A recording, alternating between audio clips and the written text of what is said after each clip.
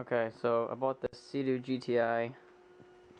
It's a 1996, and that other ski was a Seadoo Gtx, 1994.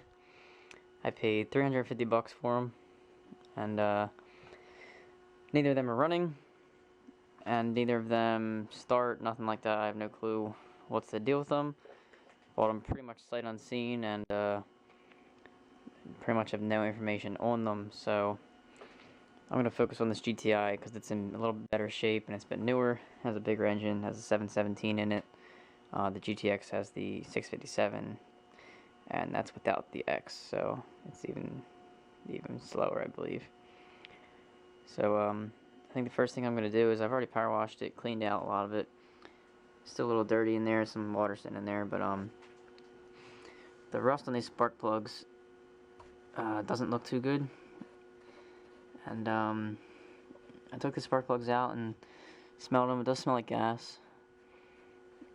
I sprayed some PW or PB Blaster in there just in case, but it's hard to tell if it's locked up or not.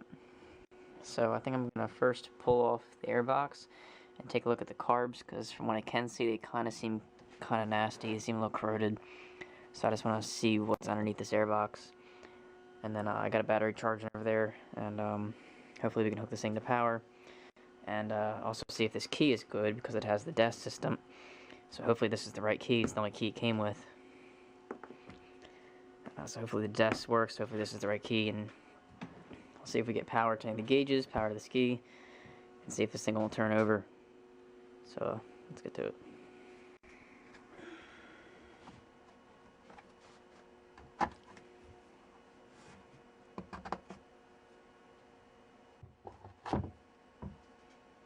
Jesus.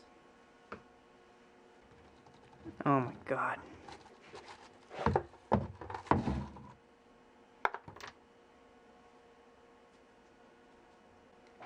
That's nasty.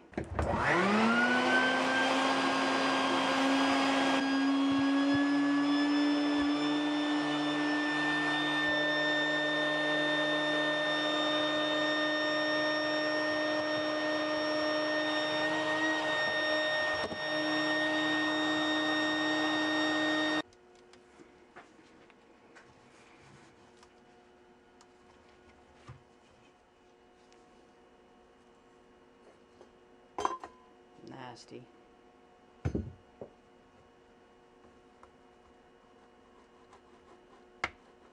That's just nasty.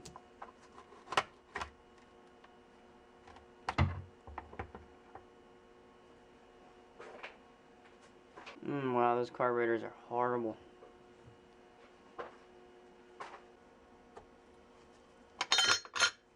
That's right, this comes off.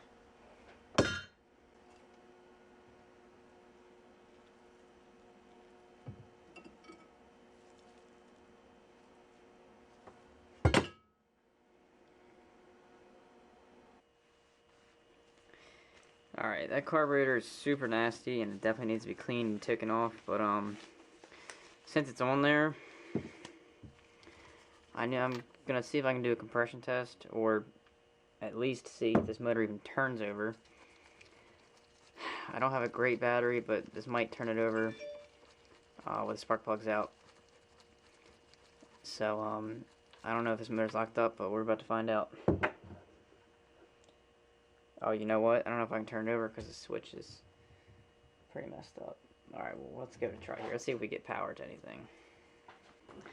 I think it's going to have to do with part of the fact that this kill switch here, the wires are cut on it. So I'm not getting any power to the gauges with the key on. I'm not going to put a lanyard on this. Nothing, so it's either the switch or maybe some fuses blown in the box. So we're going to try those two things. Alright, we're going to take the steering wheel cover off now. It's a couple Phillips head bolts. Phillips head screws, I mean. I don't know what's going to be in here. Hopefully nothing nasty. But probably something nasty if I had to take a guess.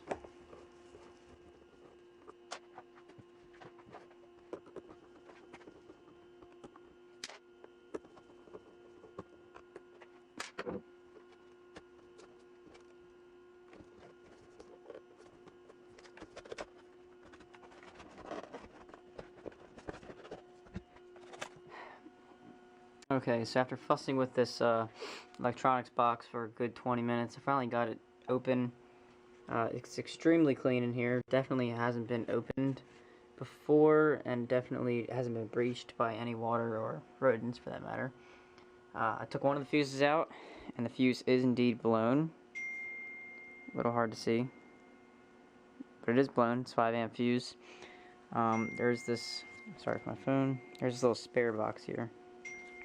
Jesus Christ. There is a little spare fuse box here. Let me see if I can't get it open. Oh, what do you know? It's got 2 spare fuses in it. That's pretty cool. Okay, got them out. And these are not blown. Cool. So the 5 amp was blown. Let me see if I can get this 15 amp off. To see if the 15 amp is blown. Okay, caps off.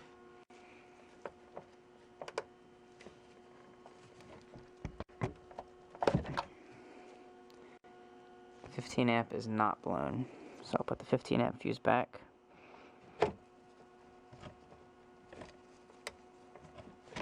Okay, and now I'm going to put this 5 amp fuse that's good back in here.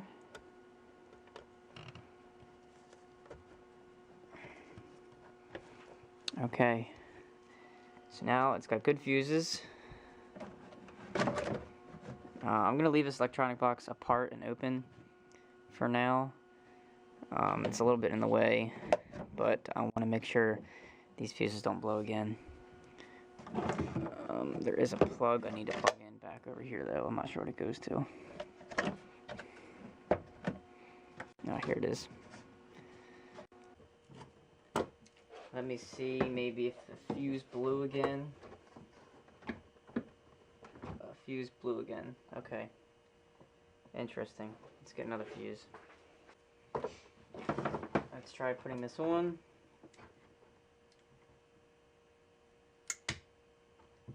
I heard a click. I'm thinking that fuse might have blew again. Yep, it just blew it again. Alright. Yep, blown. Let me check the 15 amp.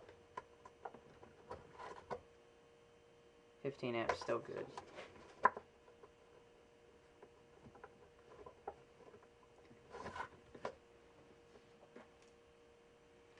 Alright, I'm going to have to do some research on that. So after a little bit of research, I learned that if the 5 amp fuse is constantly blowing under power, the MPEM is probably fried. It's kind of like the brain of the ski. So the old one's still in here. I just went down and to the other ski and stole the MPEM off that.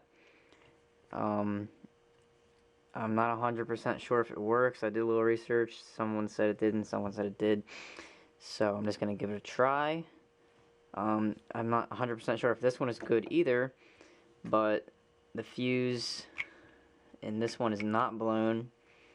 So gives me a good idea that this one might be good. So I'm just going to give it a shot and see what happens.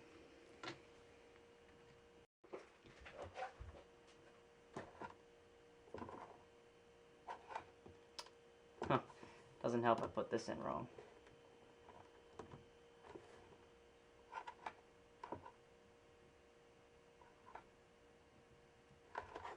Alright. Let me just compare some of the wires here. Got 1, 2.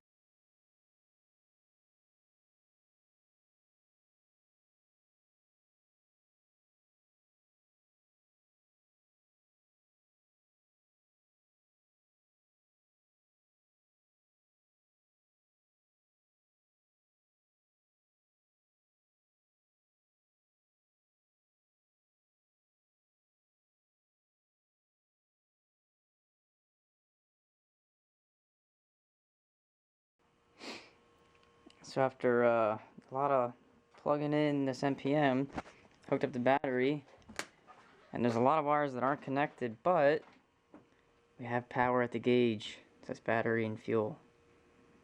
So that's pretty cool.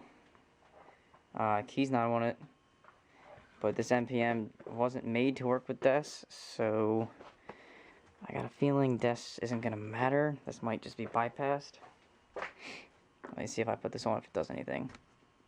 I don't think it's gonna do anything. Let me try touching these two together and see what happens.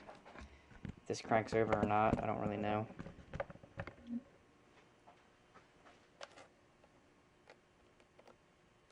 Yeah. I don't think this switch is hooked up anyway. I might just have to jump the solenoid here, so let's grab a screwdriver.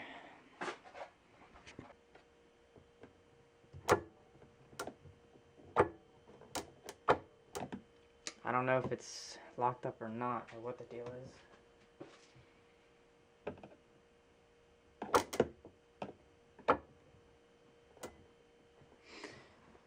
Doesn't seem to be too locked up. I'm able to move it with this pipe wrench. Moved it. Oh shit. Moved a little bit.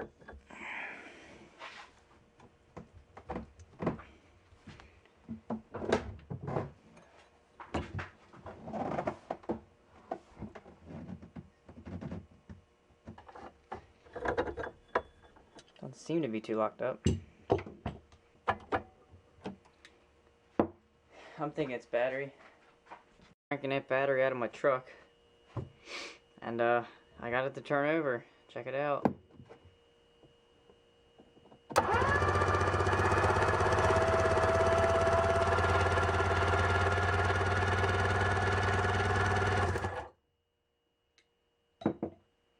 Pretty cool. So it turns over, not locked up. Let's see if I can do a compression test on it. Uh-oh.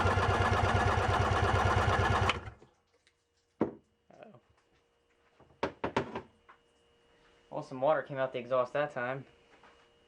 But check it out. Right above 150, that's perfect.